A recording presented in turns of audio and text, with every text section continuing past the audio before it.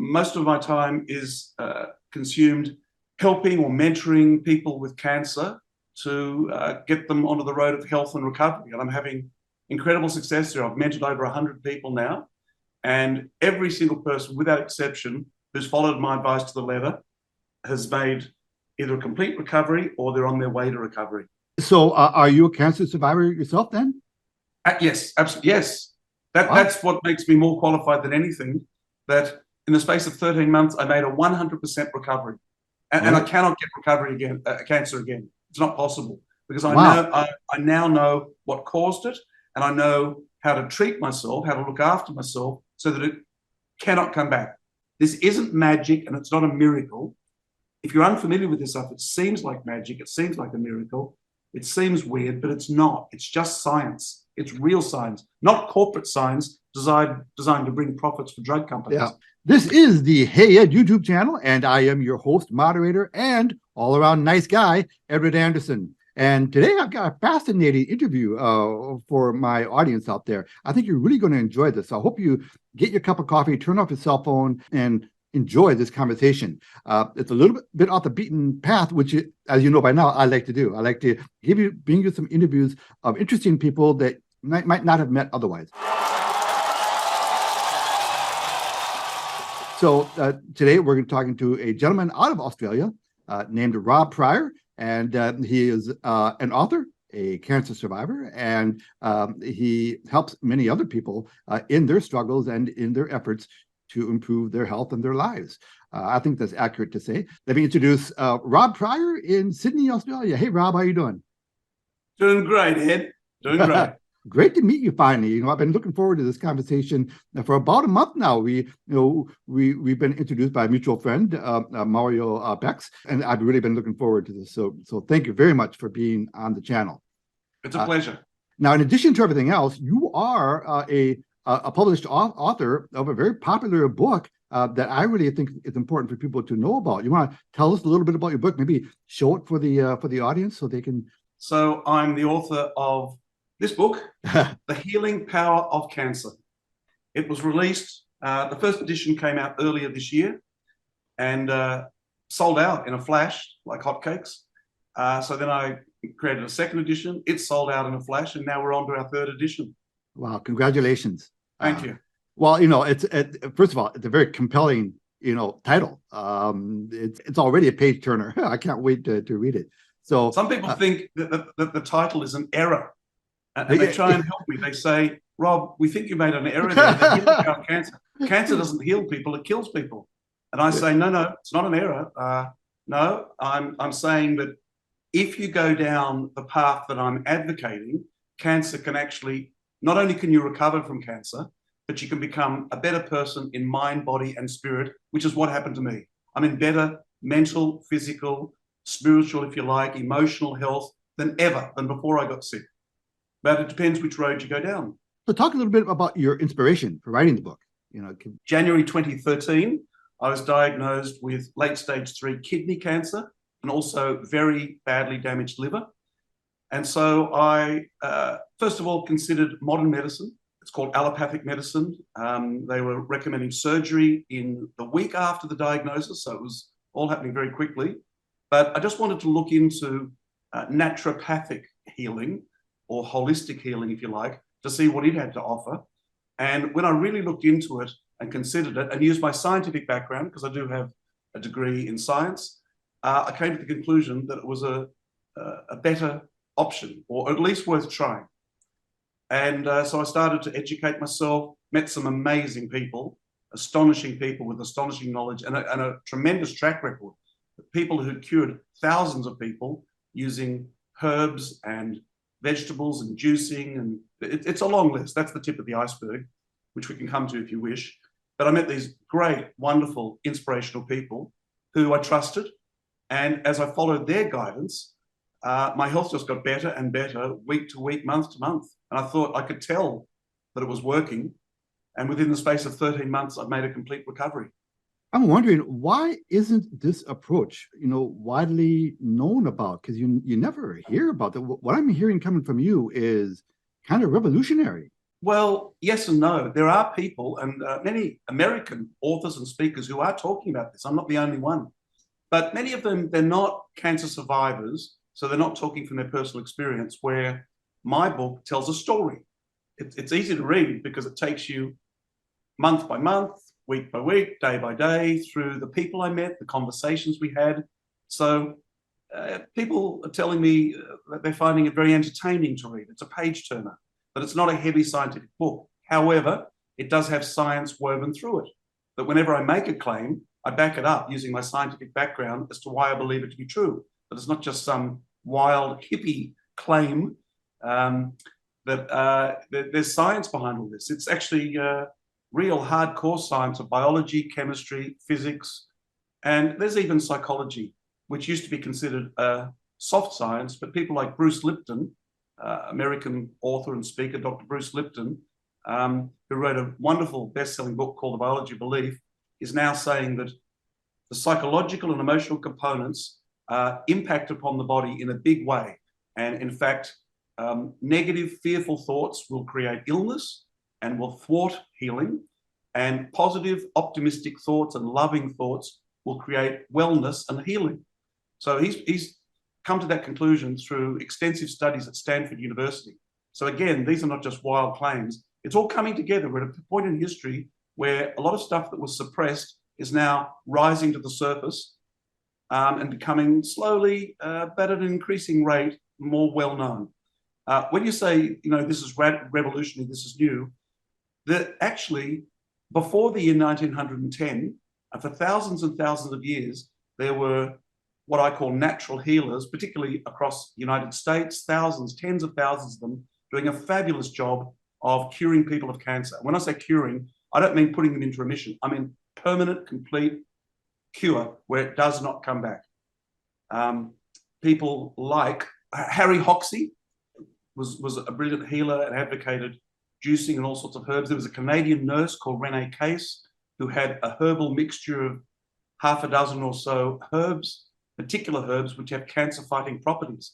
And thousands of cancer patients were flocking to her in Canada, including from the United States. They were crossing the border, traveling huge distances, thinking, we want to meet this woman. We're desperate. We've got to try anything. And they'd drink her herbal teas, which is part of my secret, by the way. Particular herbs have healing properties. So I didn't have her exact concoction, but I had a concoction recommended to me by a local healer called Pete Melov. And anyway, within a couple of weeks to a month, they'd go back and visit Renee again and say, it's working. I'm feeling better. I'm more energetic. My tumor's shrinking. It's a miracle. And she'd say, I'm happy for you. She probably would have said, it's not a miracle, it's science, that these herbs have these healing properties, because Mother Nature is very benevolent and very brilliant. Are you a Christian or a religious person, Ed? Yeah. Well, you might say God protects us. God has provided everything we need to be safe and happy and prosperous if we care to look for it. I'm not Christian per se, but I do embrace a lot of the Christian values. Anything that promotes love and compassion and kindness, I'm in favor of. And respect for yourself and respect for others. So there were these brilliant healers and many, many others doing a fabulous job until about 1910. Let me ask you about your particular story. Let's circle back a little bit. So you had stage 3 cancer. Yeah. Was it kidney cancer, you said? Correct. Okay. And a very badly damaged liver.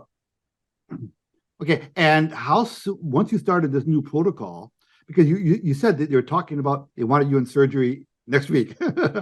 Yeah. But you went down a different path. How long did it take you to see some actual? Do you know, honestly, within 1 week of adopting the protocols of this fellow, Pete Melov, who owns and runs an organic produce store, but he's more of a healer than a greengrocer, believe it or not. Very unusual fellow. Within 1 week of following his protocols, I felt much better. Within 1 week, that a lot of my nausea and headaches had disappeared. The swelling under my ears had diminished. The swelling under the arms was starting to diminish.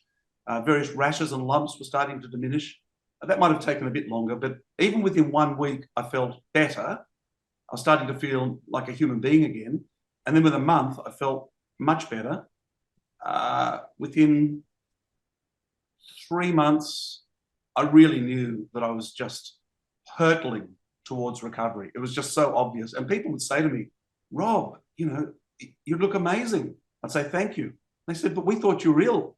I said, well, I was, but I'm healing myself week by week. And they said, what are you doing, chemo or surgery or radiotherapy? I said, none of the above. Not at all, no. I came to the conclusion I think those methods are dangerous and ineffective. So I've taken this naturopathic healing path. And some of them would say, well, we're skeptical because it's hard to believe that could actually cure something as nasty and virulent and aggressive as cancer. But looking at you, you're certainly, every time we see you, you're looking more healthy. So there's something going on. It's hard to be skeptical when we see what's happening to you. So I'm curious. And now we're 10 years down the track. So we're well past the medical profession's 5-year benchmark. I'm in January next year, that'll be 10 years since diagnosis. Wow. So I'm curious, are the protocols you're following, are they generic? Would they work for any types of cancer, or are there specific protocols for certain types of cancers? I strongly suspect that these protocols would work for any type of cancer because it's a holistic approach. And the things that I did, some of them put natural substances, natural chemicals into your bloodstream. And of course, we know that the blood goes to every part of the body. So, you don't need, modern medicine is very mechanistic. It says, right, Mr. Pryor, there's this massive 6.5 centimeter tumor in your kidney. We recommend cutting it out as soon as possible. Your life's in danger here. And many people will fall for that, I believe. Well, obviously we know that it seems on the surface, when you first look at it superficially, seems like a good way to go. But, I've got a very lateral way of thinking. I think outside the square, and I thought, okay, that is a possibility that's open to me. It's not going to go away. But my initial reaction was, I don't really want someone to cut me open. I've never had surgery. I've never spent a day in hospital. The only time I've gone to hospital is to visit friends or family that are sick, not because I've been sick in hospital. And I thought, that's the way I like it. I don't want surgery. And in fact, the co-author of the first book that I wrote is a psychotherapist by the name of Michael Adamides here in Sydney, Australia, said to me, don't do the surgery. He said, it's very invasive, it's very brutal, and you may never fully recover from it. They'll tell you recover, but you've got 2 kidneys for a very good reason. We need 2 kidneys. You might find that your health will struggle for the rest of your life if you get this kidney removed. Well, that scared me. And then he said, well, I know an integrative doctor on the other side of town, Dr. Chris, who works in the same building as where I do my psychotherapy, and he's got a very good track record of curing people with cancer. This is before I met this other guy, Pete, by the way. It's a good 3 months before I met Pete. And I said, well, that sounds interesting. So I went there on the same day that I had the diagnosis from the specialist. Things are moving very fast. And he impressed me. There's many people he claimed he'd cured of every type of cancer you can think of: prostate, brain tumor, kidneys, liver, breast cancer, ovarian cancer, bladder, you name it, and pancreatic, which is believed to be the worst of the worst. But there was a particular woman who at that point was in her early 40s. She'd now be in her early 50s because we're 10 years down the track. She had pancreatic cancer, but she'd followed the Gerson therapy. There's the other name I was looking for, Max Gerson, brilliant American healer who was advocating juicing, particularly vegetable juices, and enemas, colonic hydrotherapy, where you clean out the gut, and saunas. And these are a lot of the things that I did. But I was recommended to do far infrared saunas, which penetrate deeper into the body. So it's actually a long list of things I did. If you're interested at any point, there's one page in my book which has got 10 keys to my recovery. There's actually 10 things to it. So sometimes I hear people that said, well, I had a friend who did what you did and they died. And then I'll say to them, well, what did they do? Well, they did the juicing and the organic diet. I'll say, is that it? And I'll say, well, I'm not sure. I don't know. I think that's it. And then I'll say, did they detoxify with zeolite, bentonite clay, diatomaceous earth? Did they take MSM? Did they do far infrared saunas and colonic hydrotherapies 2 or 3 times a week? And then that person who's made the claim will often go silent and say, And then they'll say, gee, I don't know, probably not. I'll say, exactly. I'm not trying to attack you. I'm just saying they didn't go far enough. I do believe this is the right way to go, but you can't do it on a casual sort of basis. Oh, I'm going to cut out the processed foods. I'm going to cut out the sugar, which, by the way, are brilliant things to do. You can't just do a few superficial things like that. You've got to go the full hog. The analogy that I often use, this is a very long answer to your question because people call me a motor mouth. You think the Americans are motor mouths. Well, wait till you hear me. I love it. So the analogy I often like to use is I've been tutoring, believe it or not, mathematics to high school students for 48 years, almost 50 years. And some of them will come to me and say, I studied for that last test, but I still failed. And then I'll say, well, clearly you didn't study hard enough. And I say, oh, I don't think study works. And I'll say, no, study definitely works. What are you talking about? I'll say, well, I studied really hard. And then I'll start to probe a bit deeper by asking questions like, did you do past exam papers from your school or from the, the Board of Studies? And they'll say, well, not really. And I'll say, and they'll say, oh, maybe I did one. And I'll say, did you do it under exam conditions with the time limits? And I'll say, well, not exactly. I did it in 3 segments, 3 sections. I'll say, well, study does work, but you've got to learn to step it up and do the right things. Did you make summary pages of all the important formulas that are going to be useful in the exam? Oh, not really, but I read over the textbook. Well, that's a bit passive. You've got to be a bit more active. You've got to ask yourself, what's the formula for this without looking it up? I encourage them to make flashcards. So we're getting very specific here, but it's because they haven't gone far enough. And I really went the full hog. Once I thought I had a lot of protocols, I'd be asking, particularly Pete Meloff, what else can I do? And then he'd say, well, have you done the diatomaceous earth? Not really. Tell me what that's about. Well, it detoxifies your body from bacteria, viruses, fungal infections, heavy metals, pesticides, herbicides. It rips them out of your gut, and then you eliminate them when you go to the toilet. I say, that sounds amazing. He said, it is amazing. So I'd say, well, that's my next protocol. I'm going to add that to the repertoire. So I just keep adding to it and adding to it. And then he was quite a tough taskmaster. He'd say to me, I told you to spend 30 minutes every day in the sun, and looking at your skin, you're not doing that. So, no greengrocer would ever say that. That's so unusual. Yeah. And I'd say, you're right, I'm just too busy. He said, don't make excuses. I'd say, yep, okay, it's an excuse. He said, just do it, Rob. You're serious about this, and you're an educated guy, and you got to add that extra element. So I'd do that, and then he'd say, you're not exercising enough. I said, how would you know that? He said, I can just tell, look at your body and your vibe and your aura and the look in your eyes. You've got to get down, you've got to run, you've got to swim, whatever you like. For me, it was power walking, jogging, and swimming at Bondi, the world famous Bondi Beach. So he kept pushing me. It was like an Olympic trainer, but a tough taskmaster. He kept pushing me, but I kept pushing myself too. And there are other people that he was mentoring who had cancer and other illnesses.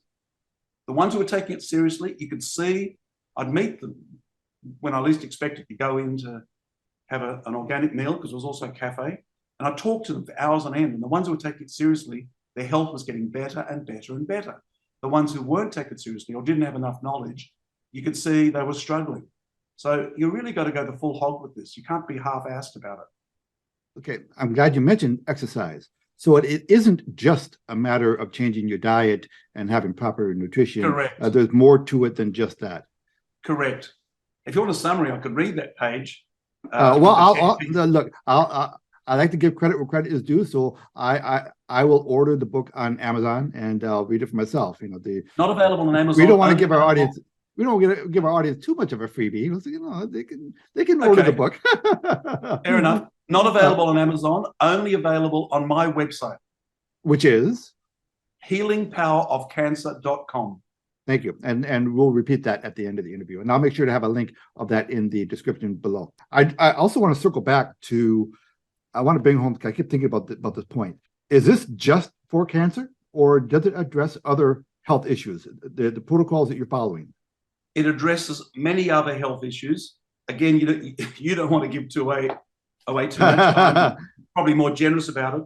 On page 112 of the book, I've got a list of probably a dozen or more serious illnesses, which the protocols will also address and I believe heal. Because, I met a woman with Lyme disease from South America, from Colombia, who had been to all the doctors, tried all the medicines with minimal effect. Sometimes they'd have a temporary effect, but then they weren't treating the root cause, and the illness would come back. And it's a very nasty illness, Lyme disease, by the way. And then, like me, she stumbled across this guy, Pete Melov, and got onto his protocols. And again, she told me her health just got better and better week by week. By the time I met her, she said her health, she'd put it at about 95 to 98% recovery. She said most days are good days. Occasionally, there's a bit of an issue, but she said she's reclaimed her life. She's got her energy. She's back at work, and she's just feeling great about life again. At one point, she was actually suicidal. Those thoughts have gone. It was so bad at one point. My sister, Susan, had fibromyalgia, another very nasty illnesses. By the way, all these illnesses, I believe, are parasitic infections. And I believe cancer is a parasitic infection, not what we've been told by modern medicine. And we could talk about Dr. Tullio Simoncini if you want to talk about that. That's another story. This woman, my sister, sorry, was fibromyalgia. The family, she lives in Queensland, which is a different state to the rest of us. We're in New South Wales, further south. And we didn't know she was ill. But when I found out she was ill, this was after my cancer recovery, well after it, a couple of years after it. I said, well, have you tried juicing? She said, I've never heard of it. I've got no idea what it is. I said, well, you drink green juices, particularly, celery and kale and lettuce and cucumber, anything that's green, avocados, with, a bit of lemon and a bit of salt, and it cleans out your gut, which then boosts your immune system, because 75% of your immune system is in your gut. Once your immune system is firing on all cylinders, your cytotoxic T cells in your white blood, we're getting very technical here, will fight off any infection, whether it's fibromyalgia in your case, Lyme disease, in my case, it was cancer. I've got a list here of other diseases it will cure. I am going to read them. I don't mind giving this away. Okay. These protocols will heal, or I believe even completely cure, if you're serious enough about it, colds, flus, tonsillitis, bronchitis, leaky gut, athlete's foot, ringworm, psoriasis, lupus, shingles, dandruff, allergies, Lyme disease, fibromyalgia, Crohn's disease, and arthritis. Because it all comes back to what Hippocrates, the ancient Greek father of medicine, said: all illness begins in the gut. When your gut health is depleted, you're in big trouble, and a whole myriad of illnesses can erupt. When you remedy that, you fix your gut health, which is what I did, one of the things I did, one of the main things I did, then the body will start to heal itself. It goes into healing mode. And I'm not the only one saying this. There are millions of people who are starting to subscribe to this. And it's ancient wisdom, which is coming back, which I think was suppressed for a long time. Is there any room for having cheat days? In my case, no. Okay. The receptionist at the integrative clinic, as I was paying my bill and about to leave, said to me, lovely lady, said she recommended the 80-20 rule, which is 80% good stuff. You're talking about the good diet, healthy food, and 20% cheating, naughty stuff. And I thought about it, and I thought, no, I'm hell-bent on recovery. I'm going to do this thing come hell or high water. I'm not going to die. Some people say, oh, well, when your time has come, your time has come. I thought, to hell with that. I'm not going to, no, my time has not come. I was only 54 at that time. I'm now 65. I thought, I've got a lot of living to do. I am not going to die. I'm going to solve this mystery. I'm going to solve this mathematical problem, if you like. Remember I said there's a connection between the mathematics that I've been tutoring and then my health recovery? It gave me the ability to think logically of A leads to B, leads to C, leads to D. So healthy diet, A, leads to B, gut health, leads to C, superb, strong, powerful immune system, leads to D, health and recovery. So my logical mind could piece that together, whereas I think some people, and this is not a criticism, and I'm not being judgmental, because they don't have that scientific background, they can't figure out. In fact, I was talking to a fellow yesterday in Sydney by phone who, he doesn't have that scientific background and he was struggling to understand it, so I slowed down. He bought my book. He's going to step through it and educate himself what this is all about. When I meet somebody who does not look their age, I usually compliment them. My standard response is, man, whatever you're drinking, keep drinking it. But in your case, it's a literal. Well, this is the herbal tea I was talking about. Yeah, you're drinking it right in front of me. Yeah, no. The thing is, it's not a quick fix and it's not a temporary fix. It becomes a new lifestyle. Now, if someone doesn't want to do that, that's their choice, you know, and I accept that. I don't endorse it because I think it's not the way to go, but I accept it. It's, you know, your body, your choice. But once I got on to this healthy way of living, I mean, super healthy, where I don't eat junk food, I don't eat sugar, I don't drink alcohol. I used to have all of that. In fact, at one point I was drinking excessively, but then I quit all that to fix myself up, and I'll never go back to that because my health is so good. Why would I want to regress? And anyway, I enjoy the food and the lifestyle and the drinks that I've got now. I enjoy being healthy. I was with a friend yesterday who was drinking beer after beer after beer, and that's okay. He's a lovely guy, good friend. And he said, you know, you should have a beer. I went, I don't need it. I'm happy. I love my life. I'm joyful. Every day, every moment is great. And he said, all right, fair enough. Maybe you could be happier. I said, I don't know if I could be happier than I am. I mean it, really. I've got, so much to live for and so many wonderful friends, and I love what I do, and I love helping people. I'm just doing a lot of mentoring of people with cancer, including some people in the States by Zoom and Skype and what have you, and phone calls and emails. But I love that. It's wonderful to help other people. In fact, you know, I've shifted from thinking me, give me, to giving. How can I give more to people and to humanity? It's a change of thinking. Oh, wonderful. You know, you mentioned something off camera that I wanted to pull on the thread a little bit. So you told me that not only are you cured of your cancer, but now you didn't use the word immune, but you said you cannot get it again. Could you? Correct. I believe I am not in remission. You see, remission is a word used by the medical profession to say, well, we've temporarily either removed this tumor or we've halted its growth or something. But you're going to need to get regular checkups, probably for the rest of your life, just to make sure it hasn't come back. And people will buy into that because it's, for some people, it's all they know. And they might live in fear that this thing could come back. And often it does come back. Because I believe the slash, burn and poison does not cure the disease. It just treats the symptoms temporarily. And there's a good chance it can come back. Whereas what I did was to deal with the root cause, which a significant part of it is poor gut health. And I fixed that. And if you look at my diet now, some people are surprised. They're saying, don't you eat ice cream and cookies, as you call them in the States? We call them biscuits. And we call them soft drinks. You call them soda. It's like, no, I don't. Instead of soda, I'll have kombucha. And instead of, instead of candy, I'll have coconut flesh. And they go, wow, can you really eat that? Can you? Yeah. Yeah. It's like, I'm used to that. I love coconuts. Yeah, so you're talking about a genuine, sincere lifestyle change. It's a lifestyle change. And so I'm not in remission. I do believe that it will not and cannot come back because my body doesn't have what's called the terrain or the environment. There's a French microbiologist of the 1850s who called it the terrain, the inner terrain. Once your inner terrain is clean and, as I said before, firing on all cylinders, cancer's got no environment to breed in. And there was an Italian doctor called Tullio Simoncini, who's now in his 70s, but about, I think, 15 years ago, came up with a theory. He's an oncologist, he's operating on cancer patients and removing tumors. And after he'd removed hundreds of tumors, he started to think outside the square and think, all the tumors that I've removed are white. Why are they white? And he started thinking, well, fungus is white. Maybe cancer is a fungal infection. So he took samples of people's tumors and looked at the cancer cells under a microscope and came to the conclusion that they looked to him very much, possibly identical to fungal cells. And so he wrote a book, Cancer is a Fungal Infection. And going back to his discovery, he operated on a particular woman in Italy who had, I think it was ovarian cancer. I might be wrong, but I think it was ovarian. But he found he couldn't operate because it was too close to vital organs. So he stitched her up and told her that and said, I'm sorry, I just couldn't operate. And she was rather distressed and said, well, what's the alternative?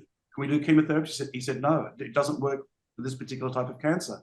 He said, however, I have a theory that cancer is a fungal infection and there is a substance. Start again. Cancer is a fungal infection and the fungus thrives in an acidic environment and it cannot survive in an alkaline environment.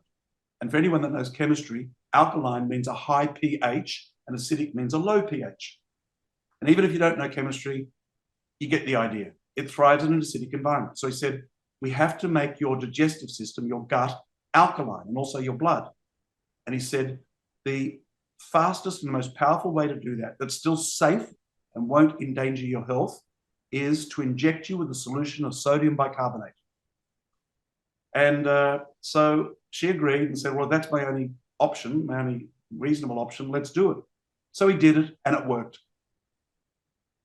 Not immediately. It started to shrink immediately, but it took about a month for it to disappear completely.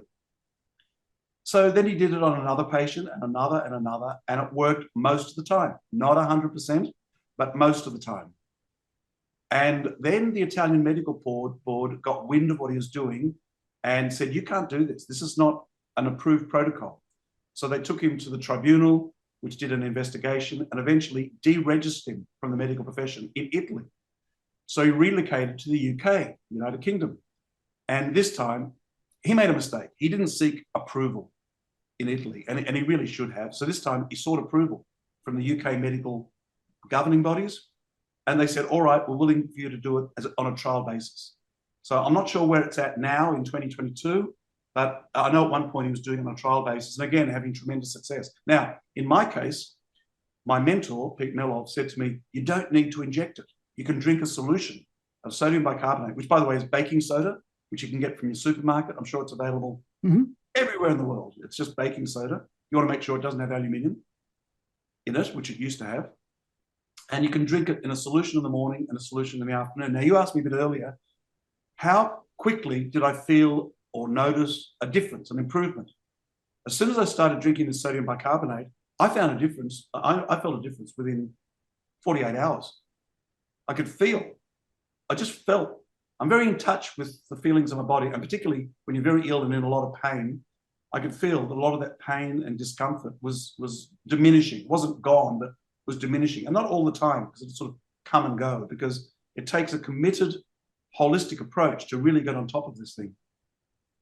Yeah, I got a truckload of baking soda and my back room there as part of my prepping. Right, so I might have to take a look at that. So I wanted to ask you: is there an age? Is there a point of diminishing returns with this when you get to a certain age? Is there a point if someone's say 80 years old? Would these protocols be less effective for them? Okay, I can't give a definitive answer because that would take widespread, extensive research. However, let me be specific. Just recently, we're talking about a couple of weeks ago, I was mentoring an 81-year-old man here in Sydney of Serbian descent, which is irrelevant to my story, but just to add some detail. He lives about 10 minutes drive from where I live. So I went around there and he was suffering from esophageal cancer, which I think is here. And it was pretty bad that at one point he couldn't swallow and he was throwing up blood, which is disgusting. And the doctors had recommended radiotherapy, but he and his wife had decided to not do that immediately. And then his wife had heard about my book through a friend of a friend. She'd read my book cover to cover. She loved it. She said it correlated with a lot of things that she'd suspected over the years, but it joined the dots. It connected a lot of the dots together. So he didn't read it, but she did. And she said to him, darling, I think this is the way to go. Let's try it. And he said, all right, well, I trust you. I love you. Let's try it. So they called me and I said, listen, why don't I come around and I'll step you through this. So I did. I went to their fridge and I said, well, you can't eat this, this, this, and this. And they looked a little bit shocked. I said, well, it's in my book. This is going to promote an acidic environment. It's going to promote the cancer. So they said, okay, we can cut it out. We trust you. We'll do whatever you say. And then I said, however, and I took a box around. I said, you can eat all this stuff, broccoli, onions, turmeric, ginger, garlic. I said, this is what you can be eating. And I explained to them ways they can make it tasty and enjoyable. Because you want to be able to enjoy your food. It shouldn't be torture or a punishment. And then we talked about the emotional dimensions. I actually went around there, I think, 3 times. And each time I went into different dimensions of what they needed to do. And he followed to the letter because she was cracking the whip in a good way. Yeah, she's a strong lady. She's really good. She's originally from that part of the world too, European, Eastern Europe, I think, isn't it? Mm-hmm. So within a few days, he said he'd stopped throwing up blood within about 2 or 3 days. which was bloody good. What else? He was able to swallow. At one point, he couldn't swallow. He said, I can swallow again. I don't need to just eat liquid foods. I can actually swallow with no pain at all. That was after about a week. So this stuff happens pretty quickly when your body goes into healing mode.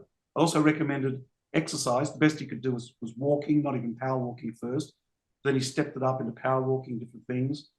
Earthing your body, which just means barefoot on soil or grass or sand. Then what was the next thing? When I first met them, he was so lethargic, so low in energy. He said it was hard to even get off the couch, but he got off the couch for me and sat up at the table. After about maybe 2.5 weeks, he was really getting his energy back, but like me, more energy than he'd ever experienced. So you asked about someone in their 80s. I know he was being hypothetical, but there's an 81-year-old guy, and I was working for him. Look, I can't make a pronouncement for every person. Sure. Everyone's a bit different. And some people, I mean, he was really, really committed to it.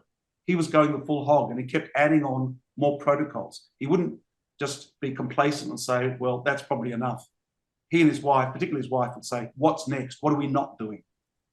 I'd say, well, go to the book. I'd send them text messages. Go to page 187. There's some ideas for you. Oh, we're not doing that. Okay, we'll do that too. Well, said, I would assume that once someone starts a protocol that shows results, they'd be naturally motivated to look for the next one. Yes. And the next one. Yes. Yeah. Correct. Once you see results, the skepticism starts to go out the window. Well, yeah, and you just, look, I know a few years ago, I said, I've got to start losing some weight. So I cut out the sugar, and I had a better breakfast. Instead of my donut for breakfast, I had my hard-boiled egg, a couple of hard-boiled, and I would start walking, and I'd do my usual, and I would record it. And within 3 months, I'd lost 35 pounds. And so, the first couple of weeks, it was an issue of discipline. I had to make myself do it. But after a couple of weeks, I look forward to that walk. I look forward to doing it. So, the hard part, I think, in these kind of protocols is the early going, is the first step. And then once you get going, you're going to be looking forward to all the things that you're doing. Correct. You've got to overcome that inertia. In my case, I wasn't trying to lose weight, even though I was overweight. I was trying to recover. But in the process of following these healing protocols, I lost 30 kilograms, and I just did a quick Google search. That's 66 pounds in your language. So I went from being moderately obese to quite slim. And that does wonders for your self-esteem. And that was an unexpected benefit. My book makes it quite clear. I'm not prescribing. I'm not taking responsibility. I'm just basically telling my story. And I learned what I needed to learn to heal myself. But I'm sharing a story, and then people can use it as a springboard to go and do their own research, rather than me saying you need to do A, B, C, D. Okay, so is there a specific message you would like to leave my audience with? If you could summarize the most powerful message you could give to people, what would it be? Sure. Number one, the human body, I believe, is an extraordinary self-healing organism beyond what we've ever been led to believe, if you give it the right support, which is what my book's all about. You can't just think, oh, my body's going to heal itself. Oh, I don't have to do anything. Not true at all.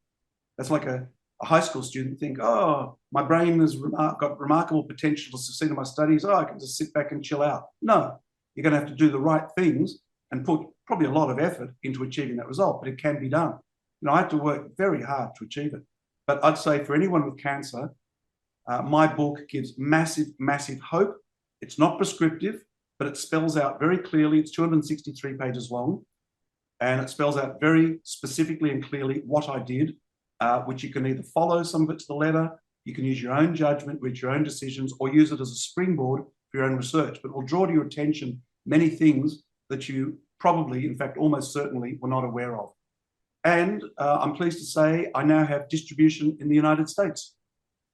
So I've got distribution in the United States, United Kingdom, Europe, and Australia. That's as far as it's got so far, but that's a fair part of the world. If someone wanted to reach out to you, do you offer consulting services for people? Yes, I do. Yes, okay. Yes. By phone call or Skype or Zoom. Probably Zoom more than Skype, but okay. Same thing. Yes, I do. So what's the most efficient way for someone anywhere in the world to reach out to you? Probably to go to my website, which is healingpowerofcancer.com, where you can go to the contact form, send me a message. You can give your phone number or whatever you want to do, email address, and then we can communicate in whatever way is appropriate. The same websites where you can buy my book. Okay. And the name of your book again is, can you hold it up for us again? The Healing Power of Cancer.